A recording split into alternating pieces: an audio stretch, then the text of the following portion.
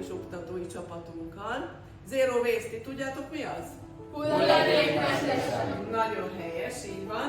Hulladékmentes főzés, erről szól ez az Erasmus programunk. Ebben sok minden lesz. Sütés, főzés Veszprémben, a Dunaszerdahelyi Partneriskolában, de persze lesznek benne kirándulások, evés, ivás. Kiválasztottunk egy tanulói csapatot, miért pont titeket? Mert mi köszönjük nektek, hogy bármiféle rendezvényünk van, ti mindig ott vagytok, szerepeltek, önként jöttök, úgyhogy ez most egy jutalom. A Zero Waste-en belül, ami kiválasztott élelmiszerünk, az a szőlő, hiszen ez tipikus Veszprém megyére és a Balaton felvidékre.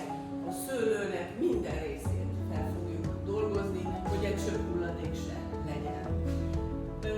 A mai napon a szakoktatóink segítségével sütnek, főznek a tanulók, és mi izgatottan várjuk az eredményt. 12-kor jövünk kóstolni és ebédelni. És nem utolsó sorban ez a Zero Waste program az Európai Unió és a Veszprémi Szakképzési Centrum támogatásával jön létre. Hajrá!